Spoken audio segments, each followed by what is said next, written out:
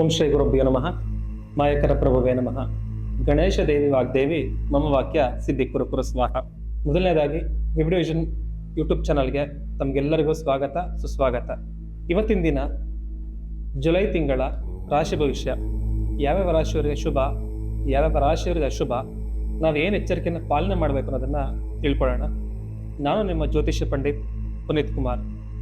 ಯಾವ್ಯಾವ ಗ್ರಹಗಳು ಯಾವ್ಯಾವ ರಾಶಿಯಲ್ಲಿ ಸಂಚಾರ ಇರುತ್ತೆ ಅಂತ ತಿಳ್ಕೊಳ್ಳೋಣ.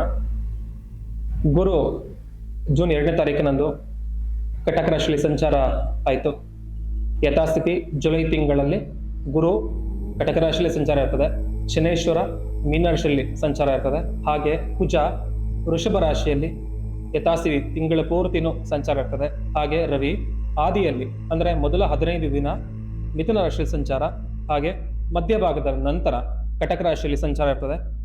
ಹಾಗೆ ಬುಧ ಗ್ರಹ ಮೊದಲ ಒಂದು ಭಾಗದಲ್ಲಿ ಮಿಥುನ ರಾಶಿ ಸಂಚಾರ ಇದ್ದು ಹಾಗೆ ಅದು ಯಥಾಸ್ಥಿತಿ ಕಾಪಾಡಿಕೊಳ್ತದೆ. ಹಾಗೆ ಶುಕ್ರ ಕಟಕ ರಾಶಿಯಿಂದ ಸಿಂಹ ರಾಶಿಗೆ ಸಂಚಾರ ಇರ್ತದೆ. ಕೇತು ಮತ್ತೆ ರಾಹು ಯಥಾಸ್ಥಿತಿ ಕುಂಭರಾಶಿಯಲ್ಲಿ ರಾಹು, ಸಿಂಹ ರಾಶಿಯಲ್ಲಿ ಕೇತುವಿನ ಸಂಚಾರ ಇರ್ತದೆ. ಯಾವ್ಯಾವ ರಾಶಿಯವರ ಒಂದು ಪ್ರಭಾವ ನವಗ್ರಹಗಳಿಂದ ಆಗತ್ತೆ ಅದನ್ನು ತಿಳ್ಕೊಳ್ಳೋಣ. ಕಟಕ ರಾಶಿ ಮನಸ್ಸಿಗೆ ಒಂದು ಸ್ವಲ್ಪ ಗೊಂದಲ ಅನ್ಸಿದ್ರು ಕೂಡ ಒಂದು ಸ್ವಲ್ಪ ಸಮಾಧಾನವಾದಂಥ ವಾತಾವರಣ ಇರ್ತದೆ. ಹಾಗೆ ಸ್ವಲ್ಪ ಯಾವುದೇ ಒಂದು ವ್ಯವಹಾರಗಳು ನಿಧಾನ ಆಗ್ತದೆ. ಈ ತಿಂಗಳಲ್ಲಿ ಯಾವುದೇ ಒಂದು ಕೆಲಸ ಮಾಡ್ಬೇಕಂದ್ರೂ ಕೂಡ ವಿಶೇಷವಾಗಿ ನೀವು ಸ್ವಲ್ಪ ಗುರುಗಳ ದರ್ಶನ ಆಗಿರ್ಬೋದು, ಗುರುವಿನ ಅನುಗ್ರಹವನ್ನ ಪಡೆದು ನೀವು ಮಾಡೋದ್ರಿಂದ ಅನುಕೂಲ ಇರ್ತದೆ. ಯಾವುದೇ ಹಣಕಾಸಿನ ವ್ಯವಹಾರ ಮಾಡ್ಬೇಕಂದಾಗ ಸಂಬಂಧಪಟ್ಟಂತ ಗುರುಗಳ ಜೊತೆ ಚರ್ಚೆಯನ್ನು ಮಾಡಿ ಮುಂದುವರಿವಿ.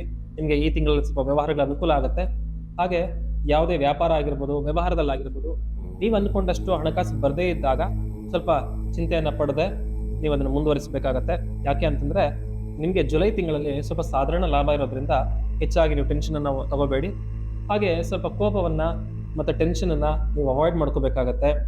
ದೇವಿಯ ಅನುಗ್ರಹ ಸಿಗುವಂತ ಸಾಧ್ಯತೆ ಇರೋದ್ರಿಂದ ವಿಶೇಷ ದೇವಿಯ ದರ್ಶನ ನೀವು ಮಾಡಕ್ ಪ್ಲಾನ್ ಮಾಡ್ಕೊಳ್ಳಿ, ಅನುಕೂಲ ಆಗುತ್ತೆ.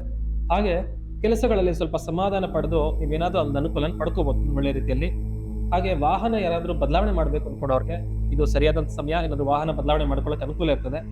ಹಾಗೆ ಮಧ್ಯರಾತ್ರಿ ಯಾವುದೇ ಪ್ರವಾಸವನ್ನ ನೀವು ಮಾಡಬೇಡಿ. ಈ ತಿಂಗಳಲ್ಲಿ ಒಂದ್ ಸ್ವಲ್ಪ ಮಟ್ಟಿಗೆ ಹೊಸ ವಾಹನ ಖರೀದಿ ಮಾಡುವಂತ ಯೋಗ ಇರೋದ್ರಿಂದ ನೀವು ಹೊಸ ವಾಹನ ಖರೀದಿ ಮಾಡ್ಲಿಕ್ಕೆ ಕೂಡ ಬುಕ್ ಮಾಡೋಕೆ ಕೂಡ ಅನುಕೂಲ ಇರ್ತದೆ. ಹಾಗೆ ಮನೆಯಲ್ಲಿ ಸ್ವಲ್ಪ ಶುಭ ಕಾರ್ಯಗಳ ವಿಚಾರದಲ್ಲಿ ಏನಾದ್ರೂ ಮುಂದುವರಿಯುವಂತ ಸಾಧ್ಯತೆ ಇರೋದ್ರಿಂದ ನೀವು ಅದಕ್ಕೆ ಮುಂದುವರಿಯೋದ್ರಿಂದ ಅನುಕೂಲ ಇರ್ತದೆ. ಯಾವುದೇ ಜಾಬ್ಗೆ ಅಪ್ಲೈ ಮಾಡೋದ್ರಿಂದ ಈ ವ್ಯವಹಾರಗಳಲ್ಲಿ ಸ್ವಲ್ಪ ಶುಭ ಇರುತ್ತದೆ. ಹಾಗೆ ಕಟಕ ರಾಶಿಯಲ್ಲಿ ಹುಟ್ಟಿರುವಂತಹ 10th PUC ವಿದ್ಯಾರ್ಥಿಗಳು ಆದಷ್ಟು ಸ್ವಲ್ಪ ಚಂಚಲ ಮನಸ್ಸನ್ನು ನೀವು ಮಾಡ್ಕೋಬೇಡಿ. ಬೆಳಗ್ಗೆ ಸ್ವಲ್ಪ ಬೇಗ ಎದ್ದೇಳೋದ್ರಿಂದ ನಿಮ್ಗೆ ಹೆಚ್ಚಿನ ಫಲವನ್ನು ನೀವು ನೋಡ್ಬೋದಾಗಿರುತ್ತದೆ. ಹಾಗೆ ಮಹಿಳೆಯರು ಸ್ವಲ್ಪ ಈ ವಾದ ವಿವಾದಗಳನ್ನು ಮಾಡ್ಕೊಳ್ಳದೆ ಆರೋಗ್ಯದ ವಿಚಾರದಲ್ಲಿ ಕಾನ್ಸಂಟ್ರೇಷನ್ ಕೊಡಬೇಕಾಗತ್ತೆ. ಹಾಗೆ ನಿಮ್ಗೆ ಉದರ ಸಂಬಂಧಿತ ಆರೋಗ್ಯ ಸಮಸ್ಯೆಗಳು ಬರೋದ್ರಿಂದ ಹೆಚ್ಚಾಗಿ ಖಾರದ ಪದಾರ್ಥಗಳನ್ನ ಊಟ ಮಾಡಬೇಡಿ. ಸ್ವಲ್ಪ ಮಟ್ಟಿಗೆ ನೆಗೆಟಿವ್ ಪ್ಲೇಸಸ್ ಹೋದಾಗ ಅಂದ್ರೆ ಮೂರು ದಾರಿಯಲ್ಲಾಗಿರ್ಬೋದು ಅಥವಾ ನೆಗೆಟಿವ್ ಏರಿಯಾಗಳಲ್ಲಿ ಓಡಾಡಬೇಕಾದ್ರೆ ನಿಮ್ಮ ಜಾಗೃತೆಯನ್ನು ವಹಿಸಬೇಕಾಗತ್ತೆ. ಒಂದ್ ಸ್ವಲ್ಪ ಮಟ್ಟಿಗೆ ವಾದಗಳನ್ನ ಮಾಡ್ಕೊಳ್ದೆ ನೀವು ಅದನ್ನ ಬ್ಯಾಲೆನ್ಸ್ ಮಾಡಿ. ಒಂದ್ ಸ್ವಲ್ಪ ಕಟಕ ರಾಶಿಯವರು ಈ ವರ್ಷ ಅಥವಾ ಈ ತಿಂಗಳು ಅಂದ್ರೆ ಜುಲೈ ತಿಂಗಳಲ್ಲಿ ಗಣಪತಿಯ ವಿಶೇಷ ದರ್ಶನ ನೀವು ಮಾಡೋದ್ರಿಂದ ಅನುಕೂಲ ಇರ್ತದೆ.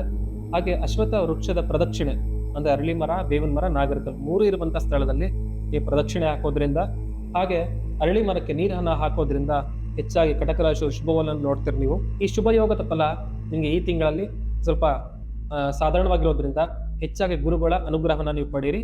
ಕಟಕ ರಾಶಿಯವರಿಗೆ ಒಳ್ಳೆ ರೀತಿಯಲ್ಲಿ ಅನುಕೂಲ ಆಗುತ್ತೆ.